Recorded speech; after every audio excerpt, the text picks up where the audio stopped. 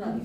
এটি নারী নির্যাতন আইনের সুস্পষ্ট লঙ্ঘন, শান্তিপূর্ণ রাজনৈতিক কার্যক্রমে বাধা দেয়া সংবিধান পরিপন্থী।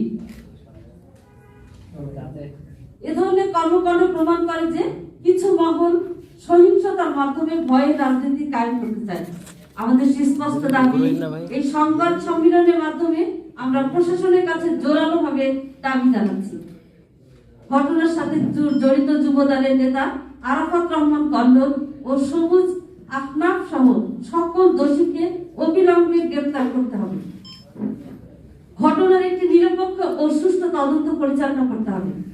দোষীদের বিরুদ্ধে দৃষ্টান্তমূলক শাস্তি নিশ্চিত করতে হবে। ভবিষ্যতে যেন কোনো নারী রাজনৈতিক কর্মী ভোট চাইতে গিয়ে হেনস্থার শিকার না হয়, সে ব্যাপারে প্রশাসনের নিশ্চয়তা দিতে হবে।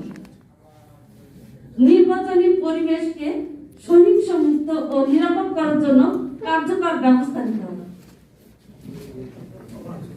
প্রশাসন ও আইন শৃঙ্খলা বাহিনীর প্রতি আহ্বান, আমরা প্রশাসন আইন শৃঙ্খলা বাহিনীকে স্মরণ করে দিতে চাই, আমাদের দায়িত্ব কোনো দল বা ব্যক্তিকে রক্ষা করা নয়, বরং আইন ও নাগরিকের নিরাপত্তা নিশ্চিত করা। আর যদি এই ঘটনার সঠিক বিচার না হয়, তাহলে আগামী দিনে এমন ঘটনা আরো বাড়বে, যা দেশ ও গণতন্ত্রের জন্য ভয়াবহ পরিণতি ডেকে আনবে। আমাদের অবস্থান অঙ্গীকার আমরা পরিষ্কারভাবে জানিয়ে দিতে চাই, জামাত ইসলামী শান্তিপূর্ণ রাজনীতিতে বিশ্বাস করে। আমরা সহিংসতা রাজনীতি করি না, সহিংসতাকে প্রশ্রয় দিই না। কিন্তু নারীর সম্মান ও ভোটাধিকার গণতন্ত্রের প্রশ্নে কোনো আপোষ করা হবে না। প্রয়োজনে আমরা আইনি ও গণতান্ত্রিক আন্দোলনের পথ বেছে নেব।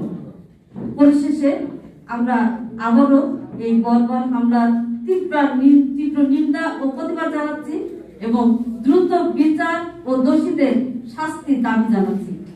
নারীর উপর হামলা বন্ধ করতে হবে এবং ভোটাধিকার রক্ষা করতে হবে।